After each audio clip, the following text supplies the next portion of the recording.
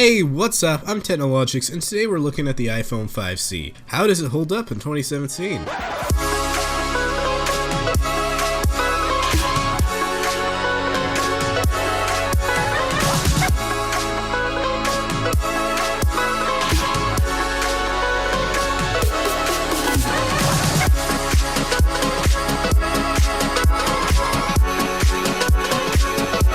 So I released a video on this last year and it did really well, so I figured I'd give everyone an update because things have changed a bit.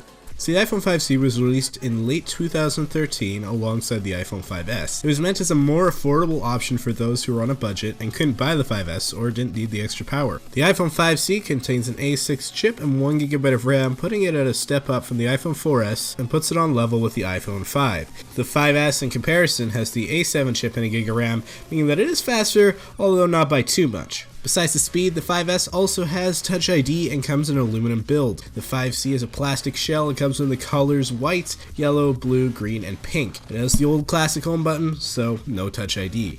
My brother uses his phone as his main driver, and as someone who used to own one, it's quite interesting to go back and try to function with it. When it comes to most stuff, it's actually pretty good, although the smallest screen especially takes some getting used to. It has a 4-inch screen and a Retina display with a resolution of 640 by 1136. This means that everything on the phone looks very clean and very crisp. It all looks great, but the biggest con is the size. Now, while I personally prefer the size of the iPhone 6, I can say that the 5C definitely fits really well in my hands. It feels good, even with the plastic back, so no complaints there. However, if you had a phone that's bigger than this, you probably know it's going to be hard to go back. Just look at my iPhone 6 compared to it, there's a significant difference there. However, if that's not a big deal for you, or you even prefer the smaller screen, then no worries. The 5C's camera is nothing to write home about, coming in at 8 megapixels and 1080p video. It's good enough, as you can see on the screen right now, but if you need a phone with a good camera, I'd recommend either looking into a budget Android such as the LG G3, review below, or just spending more for a better device. It comes in at 8, 16, and 32GB models. Trust me when I say you don't want anything less than the 16GB. I'd even recommend getting 32. The 8 is extremely small and the 16 is the best if you're on a budget. If all you do on your phone is check email and text and call people, 8 is probably enough. But if you actually do stuff like download apps or take pictures, go for at least the 16. You'll thank me later. The battery on this specific phone is not very good. It often needs to be charged at least once a day as well as overnight, which is definitely not ideal. However, it's probably going to be fine as long as you don't constantly use your camera, stream video, or play games. For texting and whatnot, it should last a while. It's definitely important to note that every phone will vary when it comes to the battery, depending on how much it's been used in the past, as well as a number of other factors. So just because this specific one isn't great doesn't necessarily mean that yours is going to be bad.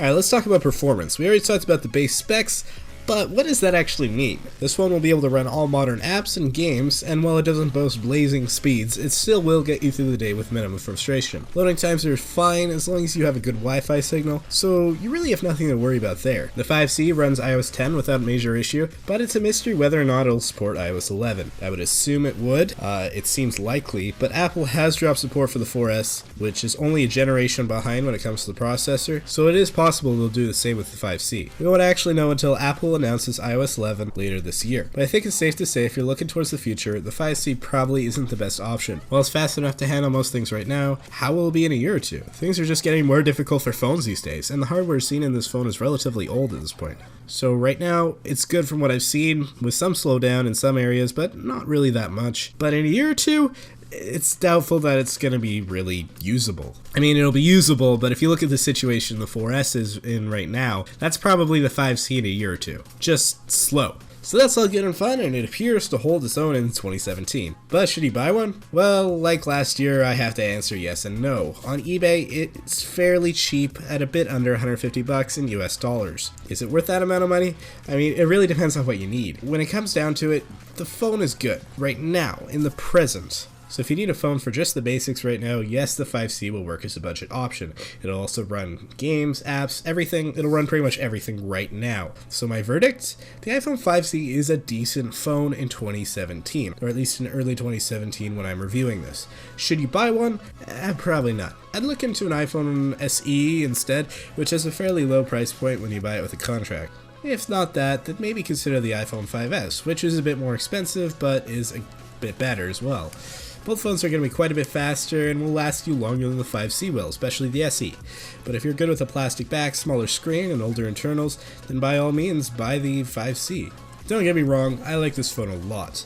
Like, a lot. I had it for a while, and it is definitely one of my favorite iPhones ever. But I don't want anyone to buy it without looking ahead. Also, if you don't want the smaller screen, then check out my video on the iPhone 6, linked down below. It's also a fairly good price point right now, and it will definitely last you a while.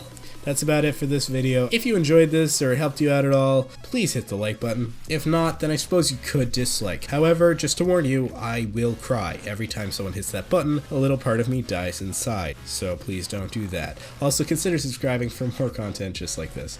Thank you so much for watching. I really appreciate all the support lately. Yeah, you guys have been crazy, so I'll see y'all next time. Let it go, make my body go. Take our bodies higher and higher.